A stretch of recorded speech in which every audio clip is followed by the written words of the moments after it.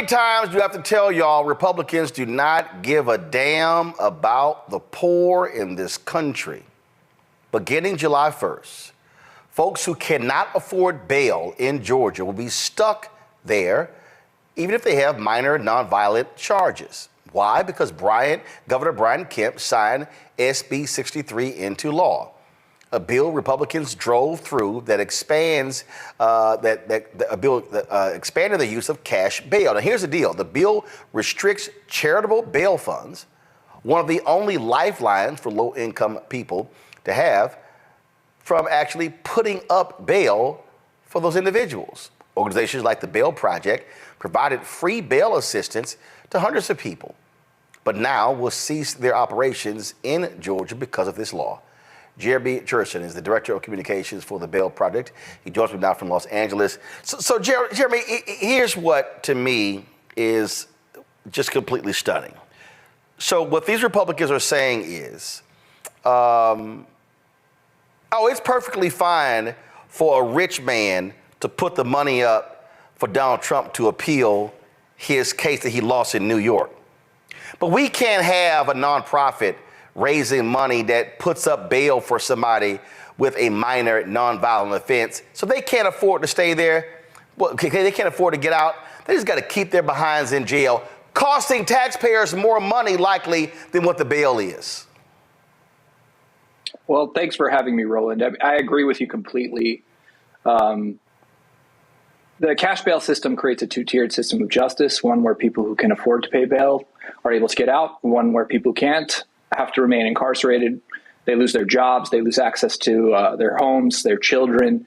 People with behavioral health issues find those conditions worsening in jail. And like you're saying, it increases the burden on the jails themselves, costs taxpayer dollars. We've said for a long time that we think cash bail is a failed public policy. There are more effective ways to address public safety concerns than to use a mechanism like forcing people to pay bail. When bail exists, people who can't pay it wind up unnecessarily incarcerated. And we've been fighting against that for a long time by offering free bail assistance to people. So what I don't understand is, so they're essentially saying that, how dare you as an organization bail people out? And so, oh no, pull yourself up by your own bootstraps and bail your own self out. Yeah, I think there's a fundamental misunderstanding about what the services provided by an organization like the Bail Project offer. In Georgia and Atlanta particularly, we provided free bail assistance and supportive services to about 1,000 Georgians who return to court 91% of the time. And that's just a subset of the 30,000 people we've helped across the country with similar outcomes. We provide them with minimal intervention. We provide them with court notifications, travel assistance to and from court. And when people need some help, whether it's by getting a job or finding access to housing or addressing issues related to mental illness or drug addiction, we help connect them to services that can support them.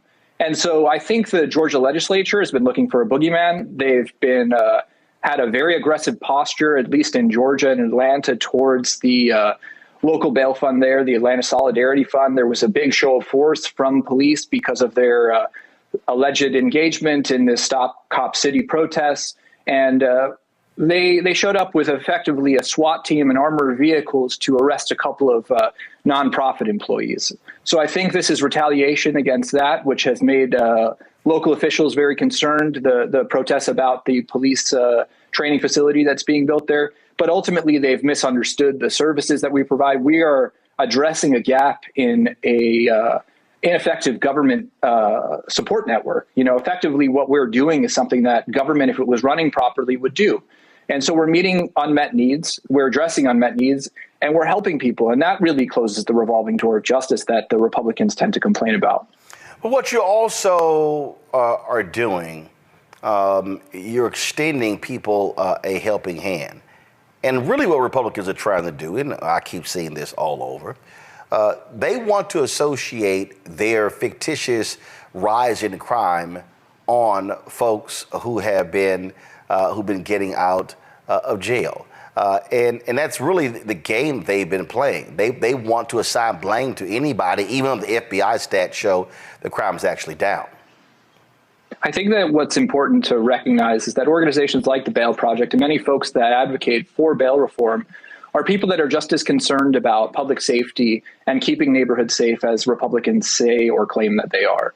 And the difference is that we tend to rely on evidence, and government and some of our opponents or opponents of bail reform are folks that tend to look for convenient political talking points. But what we know that communities need to thrive and to feel safer is they need access to the supportive services that address the root causes that might lead to justice system involvement in the first place. And that goes very far back. I mean, it makes sure that we provide good food or good schools or public transportation that's effective or good housing, as well as providing services that address things like behavioral health concerns like addiction and mental illness that wind up leading to many people becoming incarcerated in the first place. Our jails across the country are becoming the largest psychiatric institutions in the United States. That's a ridiculous mechanism. Even folks on both sides of the aisle tend to agree that police particularly are being used for things that they shouldn't be used for, like addressing mental health crises. And you know, an effective government would be one that looks much more holistically at public safety concerns, looks to prevent justice system involvement in the first place. And I don't think that they are doing that right now. I think what the Georgia legislature has done is extremely short-sighted. It'll tend to fuel mass incarceration in the state by forcing people with low-level misdemeanors and low-level offenses to become incarcerated because bail will be required to be set against them. I mean, we're talking about people that might have issues with loitering because they're unhoused or something like that. That's not an effective public policy. If the government was serious about safety and really interested in making sure that people in Georgia were safe and getting what they needed, they could have invested their legislative time for a myriad of other options, whether that be expanding the sort of preventative services that I've described so far, or making sure that the pretrial network, pretrial services in particular, are expanded and offered to people more widely than they currently are. So the net effect of this decision, the people in Georgia, you get a minor nonviolent offense, you can't pay your bail, you're screwed. Absolutely. Yeah, I think that that's true. There will be a lot of unnecessary incarceration. There will be more people incarcerated as a result of this new law going into effect. And they really should have thought about that. And Georgia has one of the worst case processing problems in the United States. Cases last there longer than most elsewhere, and they didn't deal with that. Instead, they dealt with finding ways to lock more people up, which is very disappointing. Are y'all seeing this happen across the country? Are other states looking to do what Georgia did?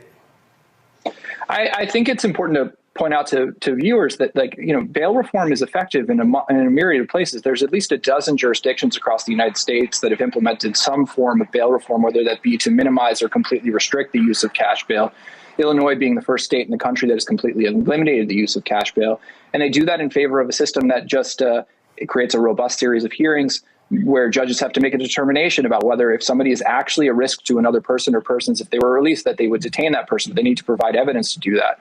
I think you see regressive legislation coming out across the country in certain states, and I think that often is foolish because there are more effective mechanisms to do this that keep communities safe and stop the revolving door of justice and crime that Republicans tend to complain about.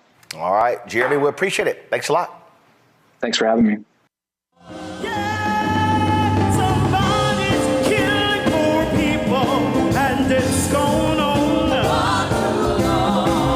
When COVID happened, poor people were dying at a rate already of 800 people a day. Before COVID, if you went to a funeral every single day, it would take you 600 years to attend all the funerals of the people who will die from the ravages of policy violence, poverty, and low wages in America in just 1 year. It would take you 2 years and 19 days to go to all of the funerals of the people that will die today, and oftentimes silence. Nobody talks about this political genocide, but we are determined today to remember their death and be a resurrection of voting power and voice power like never before. Economic justice and saving this democracy are deeply connected. We, as a nation, must listen to the demands of the poor, who are pushing and will continue to push political candidates and elected leaders to lift from the bottom so that everybody can rise. We are the poor, the marginalized, and the underpaid. And we are taking one step forward to say that everybody has a right to live. Poverty is not the fault of those who are impoverished. It is caused by those who make the policy. There are over 135 million poor and low-wage, low-income people in this nation. The biggest block of potential voters by far is low-income, low-wage voters. I can't afford medicine. Sometimes I have to skip because of the cost. The farm worker community is tired of the violence imposed upon us by greed, exclusion, and denial of basic human rights. Those folk that represented by that casket, poor and low-wage workers who are the most moral people in this country because they go to work every day believing, even though going to work is hazardous to their health. I'm tired of working 70 to 80 hours a week and still not have money for the necessity of bills. I'm tired of getting sick and not being able to go see the doctor. Having to make a choice to pay between rent or the light bill or food or clothes. You cannot claim to care about families and a culture of life and then do everything in your power to rob people of equal access to resources and to force them to live in poverty. Leadership of both parties had waged war on poor people and low-wage workers. And this government has treated people experiencing poverty, including their military families, with disdainful, deliberate, malicious neglect. So the truth is that my son died from poverty. We refuse to accept poverty as the fourth leading cause of death. The fourth leading cause of death in this, the richest country in the world. We march today for our children and the generations to come. And we need to do it with the loudest voices possible, the biggest actions possible. We will voice our demands and register our vote. When we stand up and when we stand together, things change. There is the electorate that is, and then there is the electorate that should be. 34 million eligible poor and low-income voters did not vote in 2016. If just 20% of those voters in swing states were mobilized around an agenda, they could change the political outcome of every election. So we're launching the most massive voter mobilization and turnout campaign in history of poor and low-wage voters, allies, and religious leaders. People are dying, but we know it doesn't have to be this way. And so we are calling on everyone to join us in this Poor People's Campaign, a national call for moral revival. We are here, we will be seen, we will be heard, and our power will be felt. We don't need to be an insurrection. We are a resurrection that will be felt across this country. Are you ready? Ready? Ready? Ready? We are a resurrection, and we are ready!